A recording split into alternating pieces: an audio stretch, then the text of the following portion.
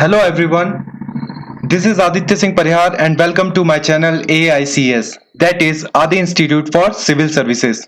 दोस्तों आज का जो वीडियो हम लोग डिस्कस करने जा रहे हैं वह है प्राइम मिनिस्टर मोदी ने जो एड्रेस किया था यूनाइटेड नेशन को, उसके बारे में डिटेल में हम लोग डिस्कस करेंगे। यह एड्रेस जो है काफी ज्यादा इंपॉर्टेंट हो जाता है क्योंकि इंडिया जो है नॉन परमानेंट मेंबर बना है यूनाइटेड नेशन सिक्योरिटी काउंसिल का। उसके बाद से ये फर्स्ट स्पीच हो जाती है इंडिया की।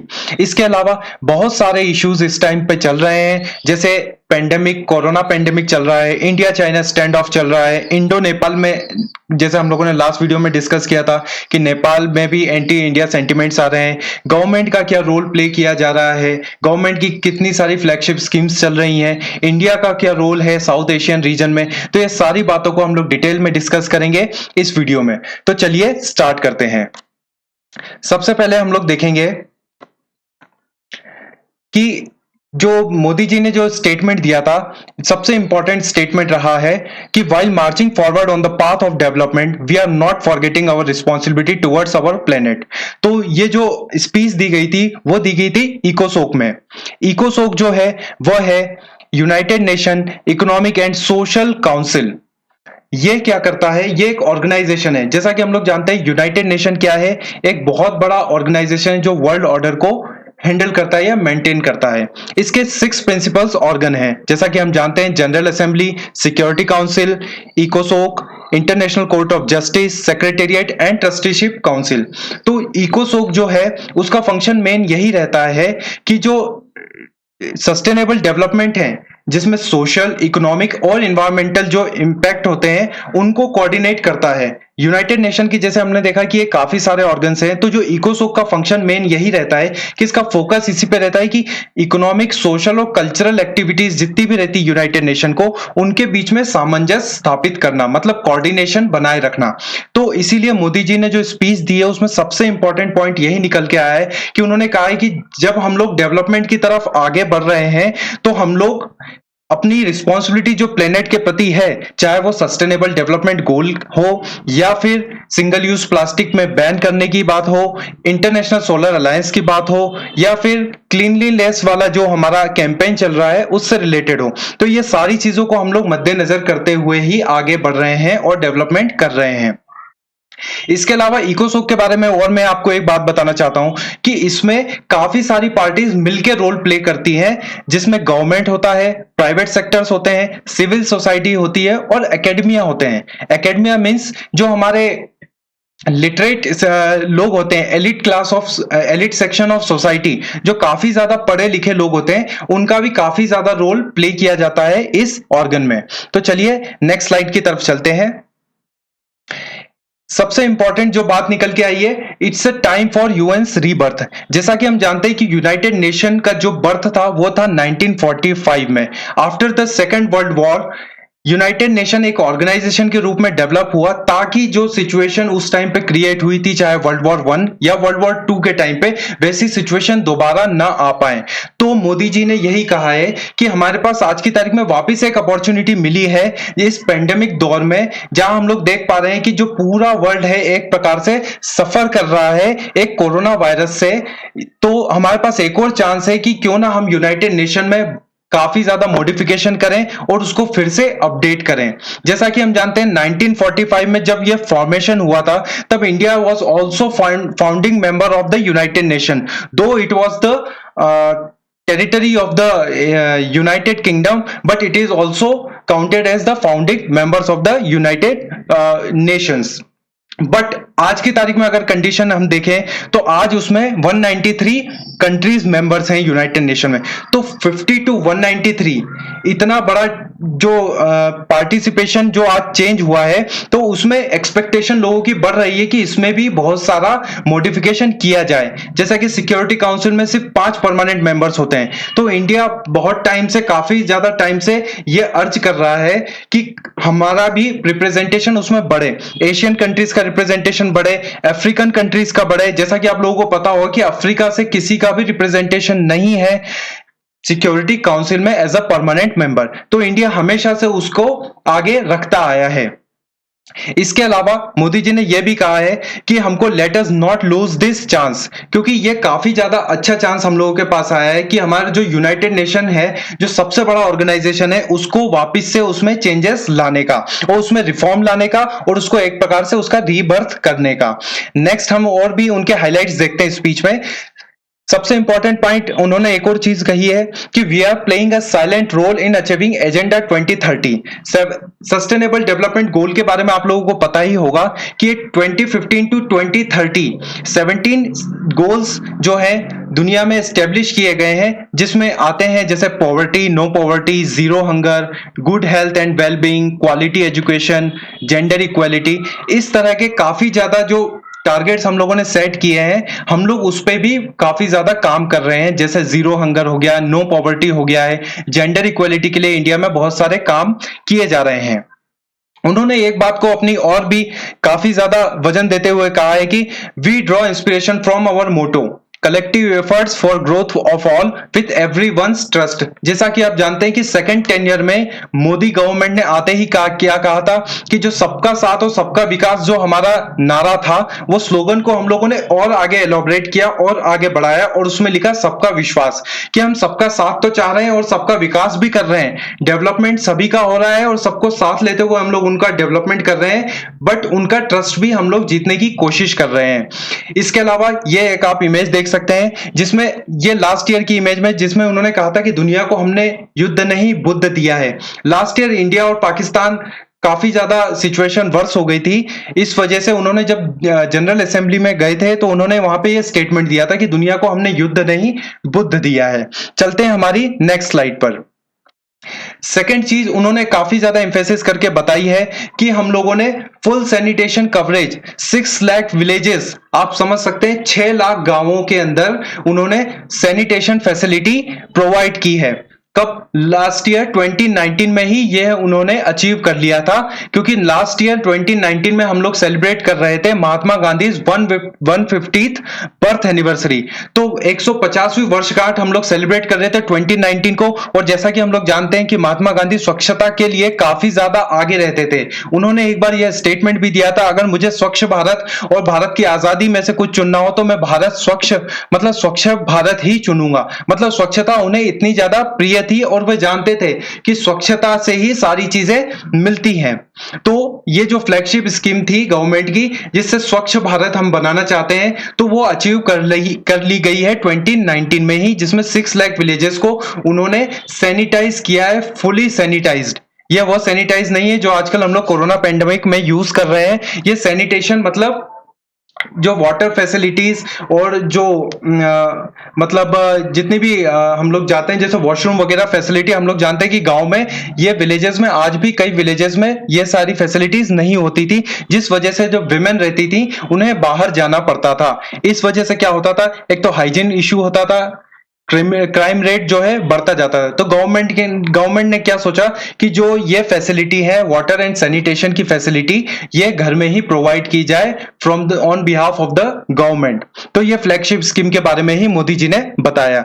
इसके अलावा उन्होंने बहुत ही इंपॉर्टेंट एक पॉइंट बताया कि हम लोगों ने क्या करा है, एक जैम आपने सुना होगा, JAM स्कीम ट्रिनिटी थी। ये किसकी थी? जनधन, आधार और मोबाइल। मतलब हम लोगों ने 1.3 बिलियन पीपल्स को क्या दिया? यूनिक आइडेंटिटी नंबर दिया एस फॉर्म ऑफ आधार। हर किसी के पास आधार नंबर होगा दोस्तों, आपके पास भी होगा, मेरे पास भी है। तो 1.3 बिलियन पीपल को आधार नंबर दिया, उनको बैंक अकाउंट दिया। बैंक अकाउंट किससे दिया? जनधन योजना के तहत, ताकि हर व्यक्ति का जीरो बैलेंस पर भी अकाउंट हो, ताकि वो बैंकिंग की जितनी फैसिलिटीज है उनका वो लाभ ले सके। और मोबाइल कनेक्शन दिया सभी व्यक्तियों को। तो ये जो जैम ट्रिनिटी थी, इससे काफी ज्यादा जो ब्लैक मनी जो आ जाता था हमारे सिस्टम में, वो काफी ज्यादा रिड्यूस हुआ और लोगों को ऊपर से जब गवर्नमेंट पैसा फंड जो है डिपॉजिट करती है, वो डायरेक्टली लोगों के अकाउंट में ही आ जाता है। इवन इस पेंडेमिक के दौर में भी गवर्नमेंट ने जब 500 रुपीज सभी जनधन खातों पे पहुंचाया, तो जब उन्होंने 500 रुपीज ऊपर से दिया तो नीचे सीधे लोगों के अकाउंट में डायरेक्टली 500 रुपीज आए हैं। तो यही उसका बेनिफिट है कि जैम अगर आज ना होता तो आज लोगों के पास पैसा नहीं पहुंच पाता वक्त रहते। इसके अलावा उन्होंने एक और स्कीम के बारे में अपना बताया कि हम लोग हाउसिंग फॉर ऑल स्कीम भी कर रहे हैं, जिसका मेन ऑब्जेक्टिव क्या है, 2022 तक सभी लोगों को घर प्रोवाइड किया जाएगा गवर्नमेंट के द्वारा। इसके लिए गवर्नमेंट चला रही कौन सी स्कीम, प्रधानमंत्री आवास योजना। यह स्कीम भी काफी ज्यादा इंपॉर्टेंट हो जाती है from exam point of view. और 2022 में ही यह क्यों कर रहे हैं, क्योंकि हम लोग 75th एनिवर्सरी बना रहे हैं हमारे किसकी, आजादी की। दोस्तों ये जो पॉइंट्स हैं ये काफी ज्यादा इंपॉर्टेंट हो जाते हैं आपके ऐसे के लिए। जब ऐसे में आप इन सारे पॉइंट्स को हाईलाइट करके लिखते हैं ना, तो आपका जो ऐसे रहता है वो बाकी लोगों से काफी ज्यादा अलग हो जाता है। ये सारी चीजें तो सभी लोग लिखते हैं कि ऐसा होना चाहिए, सारी चीजें सिस्टमेटिक होनी चाहिए, बट अगर आप जब गवर्नमेंट के टारगेट्स लिखते हो, जो टारगेट्स अचीव हो चुके हैं और जो टारगेट्स आगे आने वाले समय में अचीव करने वाले हैं, वह जब आप मेंशन करते हो, उनको हाईलाइट करते हो, तो आपको नंबर बाकी लोगों के कंपैरिजन में ज्यादा मिलते हैं। इसके अलावा एक और टारगेट गवर्नमेंट ने बताया कि India is on track to remove TB by 2025। Government ने यह भी सेट किया है कि 2025 तक हम लोग ट्यूबरक्लोसिस को भी रिमूव कर देंगे इंडिया में से। नेक्स्ट हम लोग देखते हैं, India has reduce carbon emission by 38 million turns. जैसा कि लास्ट स्लाइड में हम लोगों ने देखा था रीवा सोलर पावर प्लांट, तो वह उसी स्कीम के तहत ही जा रहा है आगे कि गवर्नमेंट ने क्या सोचा है, 2022 तक हमको क्या करना है, 175 गीगावाट किससे प्रोवाइड करनी है, क्लीन एनर्जी से, चाहे वो सोलर एनर्जी हो, बायो एनर्जी हो, थर्मल एनर्जी हो, चाहे हाइड्रो इलेक्ट्रिक एनर्जी हो, किसी भी सिस्टम से कुल मिला के हमको 175 गीगावाट एनर्जी प्रोवाइड करनी है, डेवलप करनी है, ताकि उससे क्या होगा, कार्बन एमिशन रिड्यूस होगा और जो ग्लोबल वार्मिंग हमारे दुनिया में चल रही है उसमें काफी ज्यादा रिडक्शन होगा। इंटरनेशनल सोलर अलायंस को आप लोग जानते ही हैं कि इंडिया ने ही काफी ज्यादा उसको प्रमोट किया था और यह स्कीम आई थी 2015 में। 2015 में गवर्नमेंट ने कहा था कि इंटरनेशनल सोलर अलायंस हम लोगों को बनाना चाहिए। काफी ज्यादा मेंबर्स जितने भी दुनिया के हैं कंट्रीज, उन्होंने इस चीज को काफी ज्यादा सपोर्ट किया था, क्योंकि ट्रॉपिकल रीजन में जितने भी थर्ड वर्ल्ड कंट्रीज आती हैं उनको ये स्कीम काफी ज्यादा अच्छी लगी। उन्होंने कहा क्यों ना जो सन रेज हैं हमारे ट्रॉपिकल रीजन में, जैसा कि आप लोग जानते हैं कि सबसे ज्यादा सोलर रेडिएशन जहां पे आती है वो है ट्रॉपिकल रीजन, तो क्यों ना उसको ग्रैब किया जाए और उसको clean energy as a clean energy use किया जाए as a alternate of oil. ठीक है, तो इसके बारे में ही गवर्नमेंट ने बताया। नेक्स्ट बताया प्राइम मिनिस्टर मोदी जी ने कि हम लोगों ने अर्थक्वेक, साइक्लोन, इबोला क्राइसिस जैसे काफी ज्यादा चैलेंजेस को है हम लोगों ने काफी अच्छे तरीके से हैंडल किया है और आज भी कर रहे हैं। जैसा कि रिसेंट में हमने देखा था, थोड़े दिनों पहले उड़ीसा में हमारे इधर साइक्लोन आया था, कुछ दिनों पहले हाई टाइड्स मुंबई में, तो ये हम लोगों ने काफी ज्यादा उसको अच्छे से साइंटिफिक वे में हैंडल करना सीख लिया है। इबोला क्राइसिस हो चाहे कोरोना पेंडेमिक हो, आप जानते होंगे कि इंडिया का रैंक 3rd आ गया है कोरोना नंबर्स में, बट जो डेथ रेट है हमारे यहाँ काफी ज्यादा कम है, जस्ट बिकॉज ऑफ क्योंकि हम लोग उस चीज को काफी अच्छे तरीके से हैंडल कर रहे हैं। तो गवर्नमेंट ने उसके बारे में भी अपने व्यूज रखे। इसके अलावा वो बताना चाह रहे थे कि जो पेंडेमिक चल रहा है कोरोना पेंडेमिक को, उसको हमने क्या बना दिया, एक पीपल्स मूवमेंट बना दिया, लोगों का मूवमेंट बना दिया। इसमें लोगों के अंदर हैबिट डेवलप करा दी गई कि if you have to come out from your house you have to wear mask and you must sanitize your hands properly, you have to make a distance between you and other person। तो इस तरह का behavioural change कब आता है, जब government की तरफ से एफर्ट लगाए जाते हैं। जब गवर्नमेंट एफर्ट लगाएगी, ऊपर से बताएगी लोगों को और कहेगी कि आप ये चीजें फॉलो करिए ताकि हम इस चीज को अच्छे से हैंडल कर पाए। जैसा कि आप लोग जानते होंगे, अगर लोगों का पार्टिसिपेशन अच्छा नहीं होगा, पीपल्स पार्टिसिपेशन अगर किसी भी चीज को लेकर अगर सही से नहीं होगा, तो गवर्नमेंट के एफर्ट सारे के सारे बेकार हो जाएंगे। तो गवर्नमेंट ने यही कहा कि हम लोगों ने जो कोरोना पेंडेमिक है उसको हैंडल करने के लिए इसको एक पीपल मूवमेंट बना दिया गया है। किसके एफर्ट से, गवर्नमेंट और सिविल सोसाइटी के रूप में। तो सिविल सोसाइटी आप लोग जानते ही हैं कि एक प्रकार से क्या होता है, ये थर्ड सेक्टर होता है। इसमें कौन कौन होते हैं, गवर्नमेंट होती है, बिजनेस होते हैं, बिजनेस के अलावा फैमिलीज होती हैं, प्राइवेट स्फीयर से भी काफी ज्यादा लोगों को इंक्लूड किया जाता है और ये सब मिलके गवर्नमेंट के साथ साथ प्लान करते हैं। जैसा कि हम लोगों ने देखा होगा, बहुत सारे एडवर्टीजमेंट आते हैं, फोन कॉल्स आप किसी को करो तो उसमें आपके लिए बोला जाता है कि इस टाइम ये चल रहा है, अगर आपको कोई भी इशू हो रहा हो तो टोल फ्री नंबर आप यूज कर सकते हैं, घर घर जाके कैंपेन हो रहे हैं, है ना। तो ये सारी चीजें होती हैं सिविल सोसाइटी के थ्रू। तो गवर्नमेंट और सिविल सोसाइटी के कॉम्बिनेशन से ही कोरोना पेंडेमिक को हम लोगों ने पीपल्स मूवमेंट बनाया है और बहुत ही जल्द हम उसको काबू करके भारत देश से खत्म भी कर देंगे। एट लास्ट उन्होंने कहा है कि with our deep commitment to maintaining global harmony, to improving socio economic equity and to preserving nature's balance, India will play its role in full support of the UN agenda. उन्होंने यही कहा कि United nation का जो agenda है वो हमारे लिए भी काफी ज्यादा इंपॉर्टेंट होता है और हम लोग उसी के डायरेक्शन में ही काम कर रहे हैं। चाहे वो मेंटेन ग्लोबल हार्मनी को मेंटेन करना हो, जैसे इंडिया चाइना का जो स्टैंड ऑफ चल रहा है उसमें इंडिया ने बिल्कुल भी वायलेंट रोल प्ले नहीं किया है, वो चाह रहे हैं कि उस चीज को बातचीत से ही सॉर्ट आउट किया जाए। इसके अलावा सोशियो इकोनॉमिक इक्विटी के लिए जो गवर्नमेंट काम कर रही है वो भी काफी ज्यादा सराहनीय है, जैसे जैम हो गया है और आवास योजना हो गई है, आधार मतलब आधार जो नंबर प्रोवाइड किए गए हैं, और भी बहुत सारी स्कीम्स है जिससे गवर्नमेंट क्या कर रही है, इक्विटी लाने की कोशिश कर रही है सोशली और इकोनॉमिकली पूरे देश में। इसके अलावा नेचर के बैलेंस को भी हैंडल कर रही है, जो कि इकोसोक का काफी ज्यादा इंपॉर्टेंट क्राइटेरिया है या उनके वर्क करने की प्रोफाइल है कि आपको नेचर को भी देखना है, एनवायरमेंट को भी देखना है। तो इंटरनेशनल सोलर अलायंस, ठीक है। इसके अलावा ई व्हीकल जितने आ रहे हैं, जैसे कि आप लोगों को पता होगा कि गवर्नमेंट ई व्हीकल के लिए भी काफी ज्यादा फोर्स कर रही है, लोगों को बता रही है कि उसके क्या क्या बेनिफिट्स हो सकते हैं। ई व्हीकल अगर आप यूज करेंगे तो उससे एक तो आपके जो फ्यूल कैपेसिटी है देश के ऊपर जो आ रही है वो कम हो जाएगी, आपके ऊपर भी चार्जेस जितने आपके खर्च होते थे वो कम हो जाएंगे, पॉल्यूशन जो है काफी ज्यादा कम हो जाएगा, चाहे वो एयर पॉल्यूशन हो या फिर नॉइस पॉल्यूशन। तो गवर्नमेंट की बहुत सारी स्कीम्स है जो कि उन्होंने मोदी जी ने एक एक करके पूरी बात अपनी स्पीच में कही है।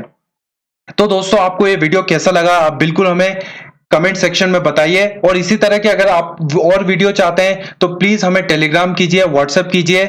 इसके अलावा आपको और भी कोई इंपॉर्टेंट इशू हो, चाहे वो पास्ट के हो, चाहे वर्ल्ड वॉर से रिलेटेड हो, एमपीपीएससी सिलेबस से रिलेटेड कोई भी क्वेरी हो, आप हमको बिल्कुल कमेंट कर सकते हैं। Thank you very much.